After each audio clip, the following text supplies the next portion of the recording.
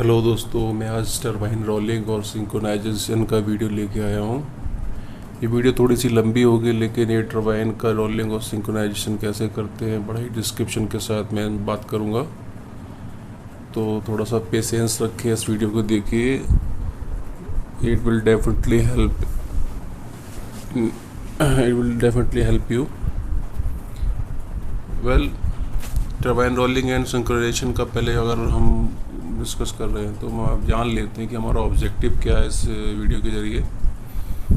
The objective of starting up of the turbo generator is to bring a unit on load and raise it to the rated output within the optimum time but without undue stress on the turbine component.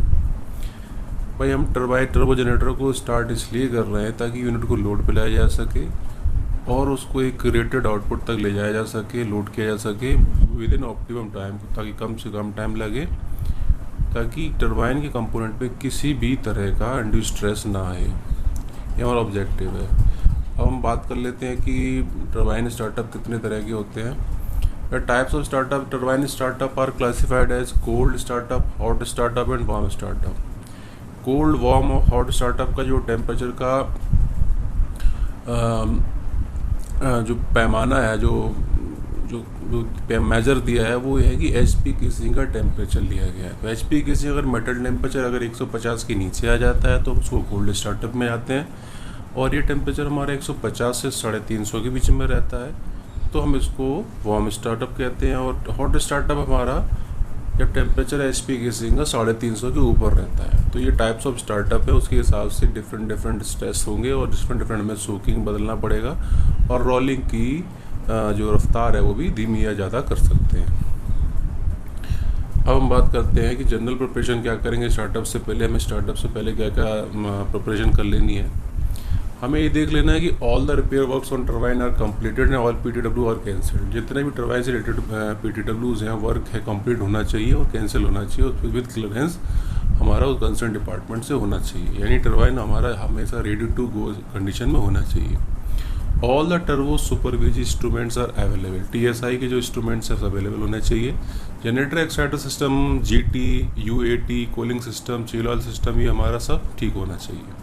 All the interlocks, protection of turbine and generator already checked up at captain service. सारे protection turbine generator related जितने भी हैं सब check हो गए हों और सब सर्विस में हो, और साथ ही साथ उनका इंटरलॉक भी चेक हो गया हो। अब हम बात कर लेते हैं कि unit status before turbine rolling. Okay, turbine generator हमारा बारिंग पे होना चाहिए with all turbo supervisory parameters are normal. Barring speed पे हमारा टरबाइन होना चाहिए। अगर 500 मेगावाट है तो 120 विद वैक्यूम, और without vacuum it is 90 RPM। और उसके TSI पैरामीटर सारे हेल्दी होने चाहिए और वैल्यू रिफ्लेक्ट होनी चाहिए। बॉयलर हमारा लाइट अप कंडीशन में हो, एक या दो एलिवेशन में ऑयल गन्स हो। एलिवेशन मतलब हमारे अगर AB एलिवेशन है तो चार गन्स रहती हैं, तो एक एलिवेशन में गन कहना मतलब होता है 4 गन्स आना। अगर 2 एलिवेशन की बात करते तो AB और CD मान लिया, तो CD में आप 8 गन्स कर सकते हैं, 6 गन्स कर सकते हैं, 6-7 गन्स करते हैं, जैसा भी आपका प्रेशर और टेम्परेचर की रिक्वायरमेंट हो। ये आप पे डिपेंड है और आपकी स्टार्टअप पे डिपेंड है। HP LP वेब पास हमारा चार्ज कंडीशन में होना चाहिए।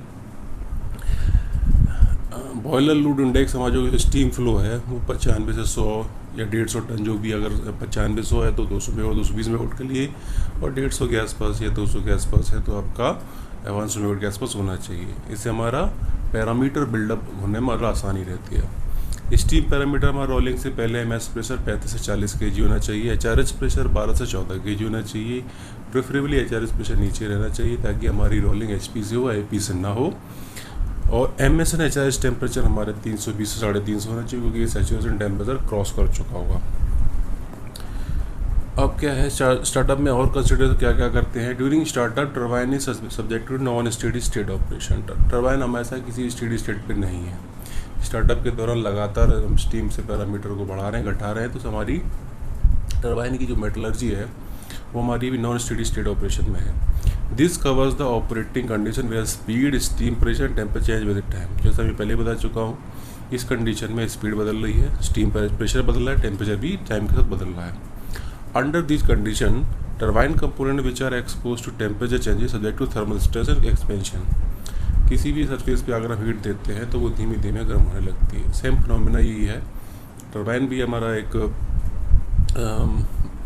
मास है जिसमें हम हीट लगातार स्टीम की हीट दे रहे हैं, तो धीमे धीमे सरफेस से होते हुए वो उसमें कंडक्शन से धीमे धीमे उसकी सरफेस गर्म होगी, सरफेस गर्म होती है इंटरनल गर्म होगी। तो इस दौरान क्या जो टेम्परेचर डिफरेंस क्रिएट होगा सरफेसेस के बीच में, उससे थर्मल स्ट्रेसेस आ जाती है और हमारे एक्सपेंशन में भी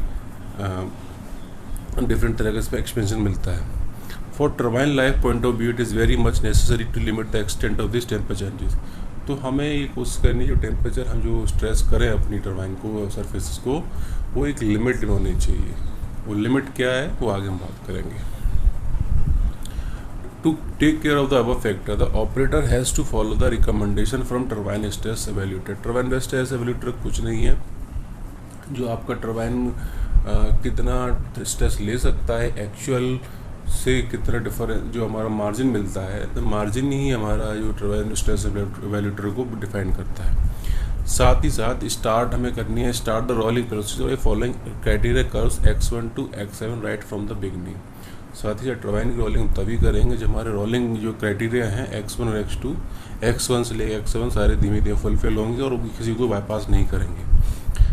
turbine stress evaluator, the turbine is equipped with TSE which provides adequate guidance to the operator by indicating temperature margin, load margin. जैसे मैं पहले ही बता चुका हूँ, इसमें क्या होगा, अगर टर्बाइन लोडिंग की तरफ जाए तो टर्बाइन मोड कहते हैं, अगर लोड हो जाता है उसका लोड मोड कहते हैं।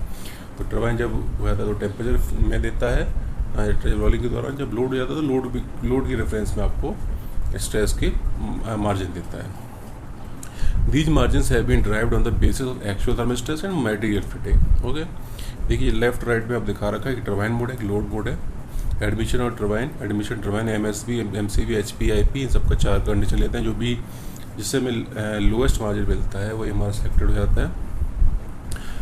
तो देखिए ये जैसे ही लोड पे आता है हमारा ये मोड है, लोड मोड आ जाता है, ये TSE एवेल्यूएटर है। अब हम बात करते हैं frequent and substantial departures from criteria curves and TSE indication can result. इस अगर मीन्सो डिपार्ट कर देते हैं, अगर रनिंग में भी या नॉर्मल टर्बाइन रोलिंग के दौरान भी अगर इन चीज़ों को हम ध्यान में नहीं रखते हैं तो हमें क्या नुकसान होंगे। पहले reduction in total life of turbine, turbine की टोटल लाइफ खत्म हो जाएगी, टर्बाइन की मेटलर्जी डिस्टर्ब होगी और टर्बाइन कभी भी हमारी डिस्टॉर्ट हो सकती है और नॉन परमिसिबल डिफॉर्मेशन हो जाएंगे एंड टर्बाइन के कंपोनेंट भी क्रैक हो सकते हैं। रिसेटिंग द टर्बाइन, वेल बहुत बार सुना होगा कि लोग कहते हैं कि टर्बाइन को रिसेट करिए, टर्बाइन को सेट करिए, पर टर्बाइन रिसेटिंग है क्या। When turbine trips due to electrical और mechanical protection, trip oil drain. जब भी टर्बाइन की ट्रिपिंग होती है तो सबसे पहले वो जो फिनोमिना हुई है वो होता है कि ट्रिप ऑयल निकल जाता है, ट्रिप ऑयल ड्रेन हो जाता है। इन absence of trip oil turbine stop and control valve also close close. जैसे ट्रिप ऑयल निकलता है तो टर्बाइन का स्टॉप और कंट्रोल वाल्व जो कि ट्रिप ऑयल से ही खुलते हैं, ट्रिप ऑयल से स्टॉप वाल्व होल्ड करता है और कंट्रोल वाल्व भी उसी का एक रूपक है, HPCB और HPCB। तो वो भी हमारा ऑयल जो है सेकेंडरी ऑयल जो है वो भी हमारे ट्रिप ऑयल जनरेट होता है। अगर ट्रिप ऑयल ही नहीं रहेगा तो हमारे दोनों वाल्व क्लोज रहेंगे, तो हमारी दोनों वाल्व क्लोजिंग यानी स्टॉप वाली क्लोजिंग हमारी टर्बाइन ट्रिपिंग कहलाती है। So the trip oil is basically required for keeping ES3 and IV in open condition and getting required secondary pressure for opening the HPCB and IPCB, जो मैं पहले बता चुका हूँ। Okay, the trip oil again can be generated again by resetting the turbine। Trip oil को फिर हम दोबारा अगर बनाना है तो हमें क्या होना, टर्बाइन को रिसेट करना होगा। ठीक है, नाउ टू रिसेट, हमें रिसेट करना हो तो करना क्या है, पहले तो मैं अपनी MFT रिसेट करा लेनी है, मास्टर ट्रिपल है वो आपको बॉयलर की तरफ से जो भी आ रही है, बॉयलर को रिसेट कराइए, टर्बाइन रिसेट हो जाएगी। दूसरा, फिर हमें ब्रिंग द स्टार्टिंग डिवाइस को जीरो स्टार्टिंग डिवाइस जो हमारी 100 पोजीशन पे है, जो भी पोजीशन पे ट्रिपिंग के टाइम पे है, तो वापस हम जीरो लाएंगे। जीरो लाने के दौरान हमारा ट्रिपल जनरेट होगा और ट्रिपल जनरेट हो जाएगा, टर्बाइन रिसेट हो जाएगी। नाउ अब unit of master triple A can reset कैसे होगी मैं भी बता देता हूँ। By resetting boiler master fuel triple A, all generator triple A reset and turbine electric protection to be reset. ये कंडीशन होनी चाहिए, हमारा जनरेटर ट्रिपल ए रिसेट हो जाना चाहिए और टर्बाइन इलेक्ट्रिक प्रोटेक्शन रिसेट होना चाहिए और बॉयलर से जो ट्रिपिंग आ रही है वो भी रिसेट होनी चाहिए, तो हमारा मास्टर ट्रिपल ए रिसेट हो जाएगा। अब थोड़ा सा मैं बात कर लेता हूँ उस गवर्निंग स्कीम के बारे में। ये 200 मेगावाट KW टर्बाइन का गवर्निंग सिस्टम है। टरबाइन की बात की तो देखिए मैं सबसे पहले बताता हूँ रिसेटिंग कहाँ से करते हैं। रिसेटिंग के लिए देखिए आपको यहाँ पे कि स्टार्टिंग डिवाइस और स्पीडर गियर दिया हुआ है। लेफ्ट में देखिए स्टार्टिंग डिवाइस और स्पीडर गियर दोनों एक लिंक के जरिए नीचे देखिएगा वो जुड़े हुए हैं। इसमें देखिए जो कंट्रोल ऑयल है जो येलो कलर का, ये इनपुट है। आप जब हम टरबाइन सेट करते हैं तो यहाँ जो लीवर है स्टार्टिंग डिवाइस का, यहाँ से आप देख सकते हैं जी नीचे को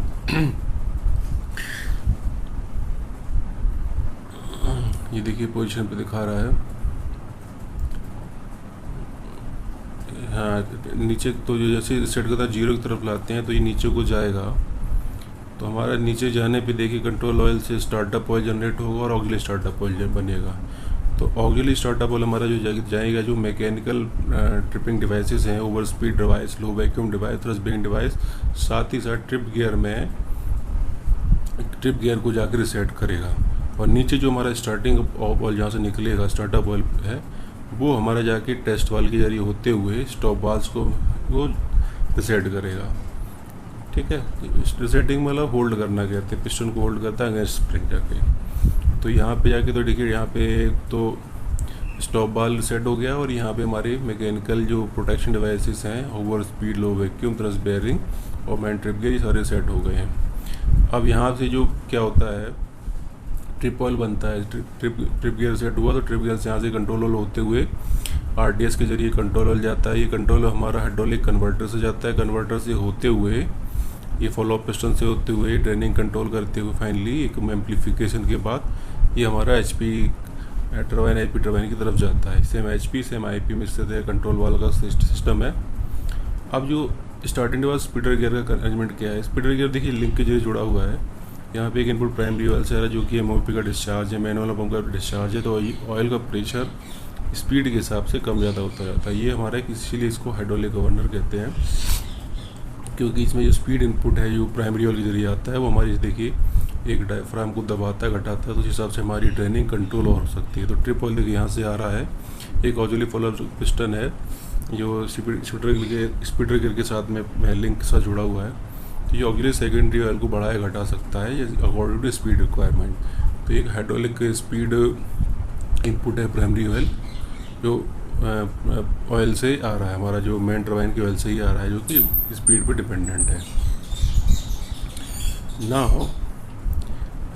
सेम चीज़ जो सेम फिनोमेना अगर हम प्राइमरी ऑयल का इनपुट ना दें तो हम ये फिनोमेना एक STC के जरिए भी कर सकते हैं। तो ये STC है, उसमें हम इलेक्ट्रिकल इनपुट देते हैं कि हमारा क्या रिक्वायरमेंट है, उसके हिसाब से सेम फिनोमेना ट्रिप ऑयल हमारा फॉलो सिस्टम से होते हुए जाएगा।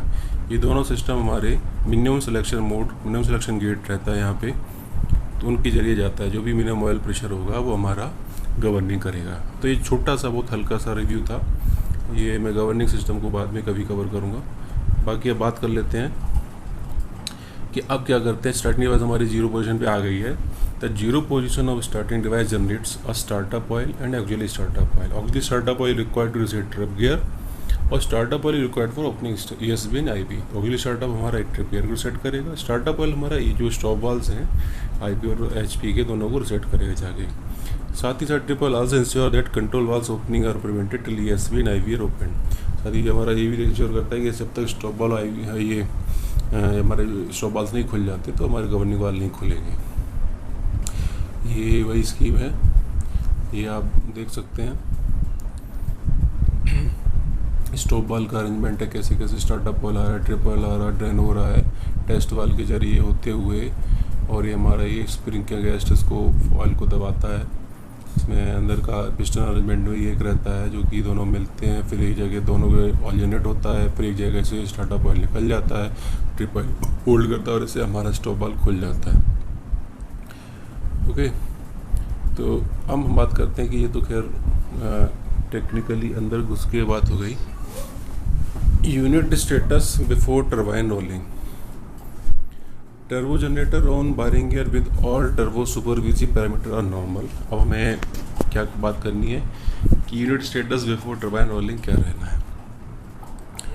TG हमारा बारिंग पे है, टर्बो विजी इतने टर्बो सुपरविजी पैरामीटर नॉर्मल हैं, बॉयलर लाइटअप हो गया है और 2 से ऑयल गन सर्विस में है। ओके,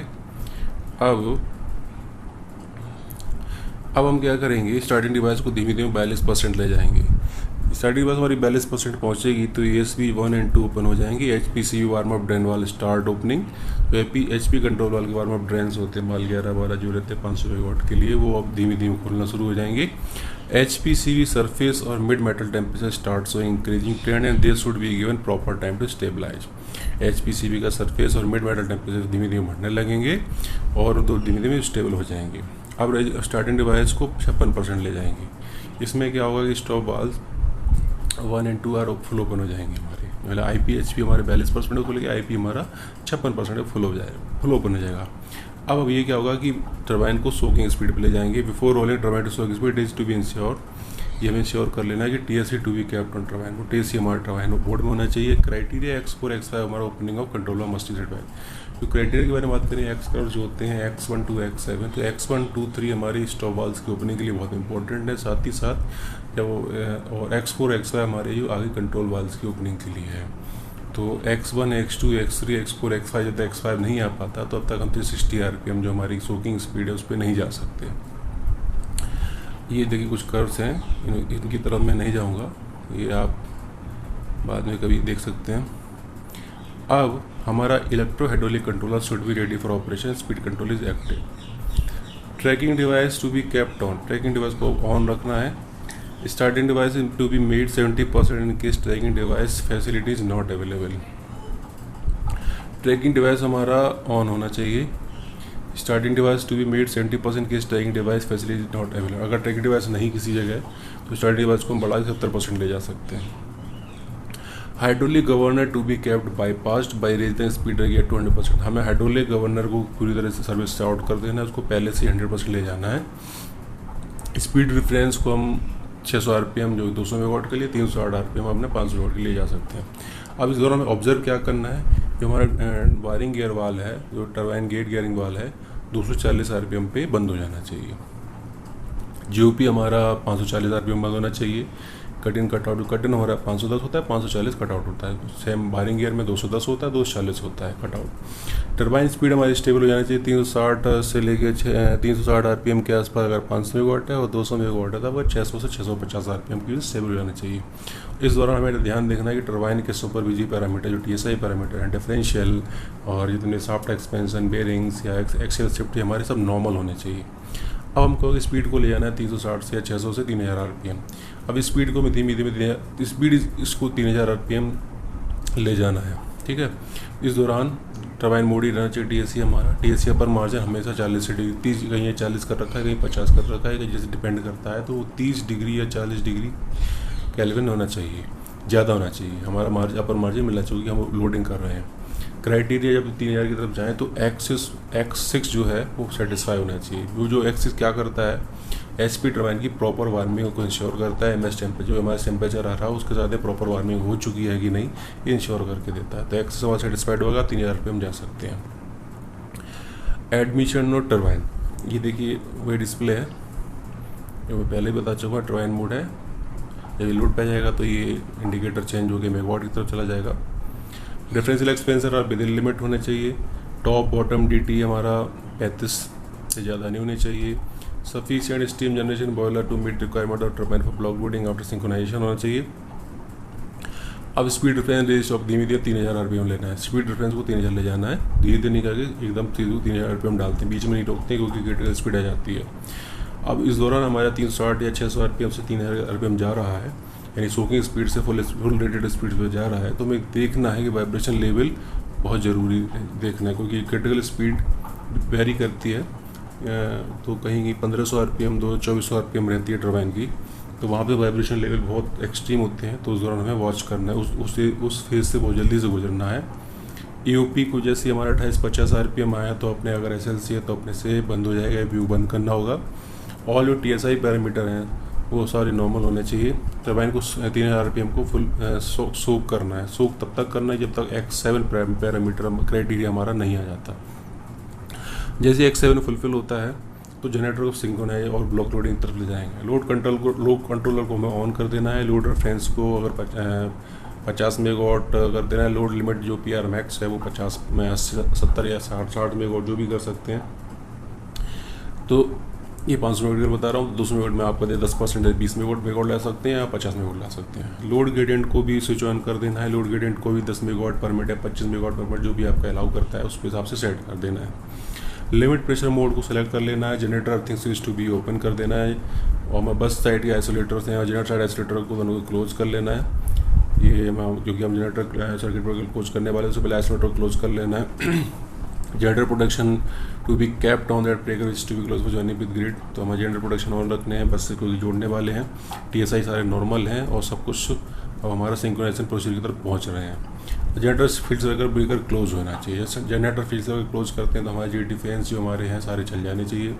टर्मिनल वोल्टेज हमारा minimum 90% of the rated voltage, rated output voltage है 21 kV है तो 19 kV 20 kV के आसपास बन जाना चाहिए। और 16 kV तो 15.5 या 15.5 kV आ जाना चाहिए। एक्साइटेड वोल्टेज अपने से इंक्रीज करेगा। हमारा जो सिस्टम है एक्साइटेशन वोल्टेज वो ऑटो में रहेगा।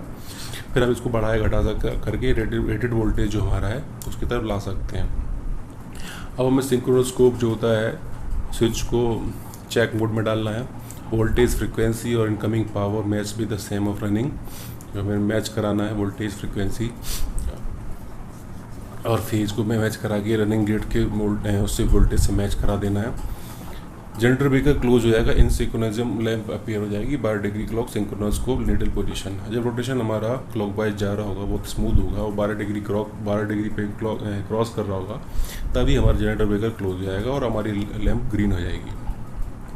Load control takes up load to 20 megawatt 10 avoiding tripping हो जनरेटर और लो फॉरवर्ड पावर प्रोटेक्शन। इससे हमारा जो 200 मेगावाट है तो 20 मेगावाट लोड आ जाएगा और जैसे ही हमारा लोड इससे हमारी ट्रिपिंग नहीं होगी जनरेटर की लो फॉरवर्ड पावर प्रोटेक्शन के लिए। अब हम स्टार्टिंग डिवाइस को डिवाइस रेज कर सकते हैं 100% और HPI LV बाईपास को पहले अब आप HPI बाईपास बंद कर लीजिए फिर LV बाईपास बंद करके क्लोज कर सकते हैं।